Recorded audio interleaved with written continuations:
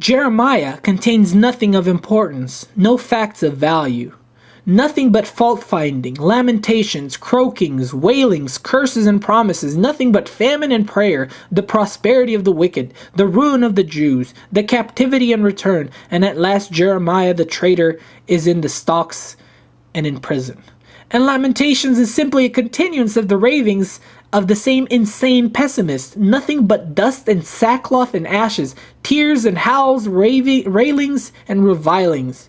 And Ezekiel, eating manuscripts, prophesying siege and desolation, with visions of coal of fire, and cherubim and wheels with eyes, and the type and figure of the boiling pot, and the resurrection of dry bones, is of no use, of no possible value.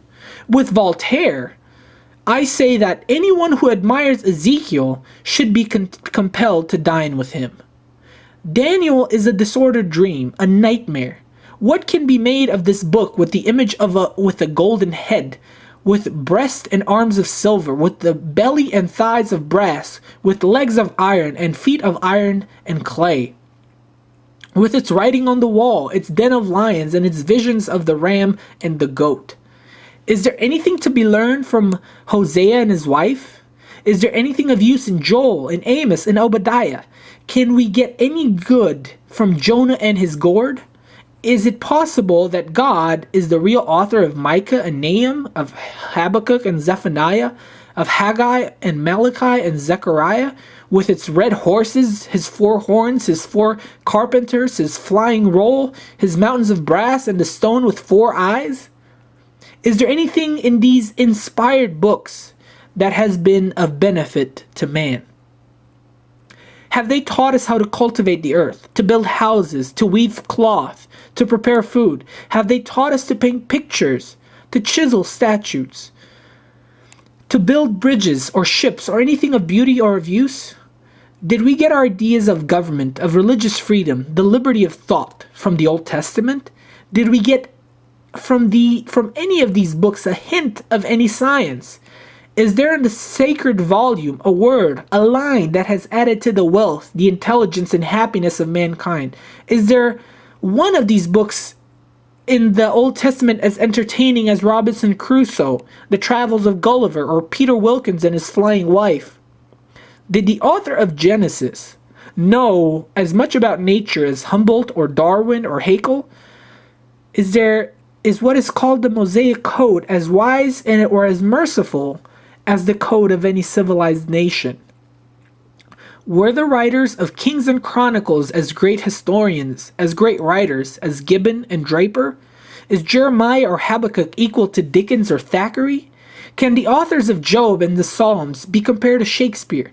Why would we attribute the best to man and the worst to God? Part 5.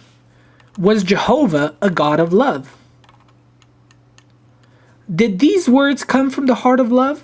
When the Lord thy God shall drive them before thee, thou shalt smite them and utterly destroy them. Thou shalt make no covenant with them, or show mercy unto them. I will heap mischief upon them. I will send mine arrows upon them. They shall be burned with hunger, and devoured with burning heat, and with bitter destruction. I will send the tooth of beasts upon them, with the poison of serpents of the dust. The sword without, and terror within, shall destroy both the young man and the virgin, the suckling also with the man of gray hairs. Let his children be fatherless, and his wife a widow. Let his children be continually vagabonds and beg. Let him seek their bread also out of their desolate places. Let the extortioner catch all that he hath, and let the stranger spoil his labor. Let there be none to extend mercy unto him, neither let there be any favors to his fatherless children. And thou shalt eat the fruit of thine own body, the flesh of thy sons and daughters. And to heaven that is over thee shall be brass, and the earth that is under thee shall be iron. Cursed shalt thou be in a city, and cursed shalt thou be in a field. I will make my arrows drunk with blood. I will laugh at their calamity. Did these curses these threats come from the heart of love or from the mouth of savagery? Was Jehovah God or devil? Why should we place Jehovah above all gods? Has man in his ignorance and fear ever imagined a greater monster? Have the barbarians of any land in any time worshipped a more heartless god? Brahma was 1,000 times nobler, and so was Osiris and Zeus and Jupiter. So was the supreme god of the Aztecs, to whom they offered only the perfume of flowers. The worst god of the Hindus, with his necklace and skulls and his bracelets of living snakes, was kind and merciful compared with Jehovah. Compared with Marcus Aurelius, how small Jehovah seems. Compared with Abraham Lincoln, how cruel, how contemptible is this God. Part 6. Jehovah's Administration. He created the world, the hosts of heaven, a man and woman, placed them in a garden. Then the serpent and they were cast out and made to earn their bread. Jehovah had been thwarted. Then he tried again. He went on for about 1,600 years trying to civilize the people.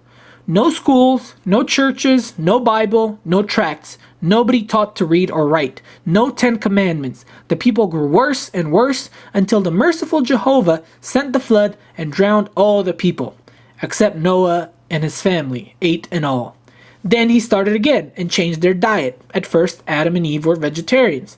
After the flood, Jehovah said, "Every moving thing that liveth shall be meat for you, snakes and buzzards."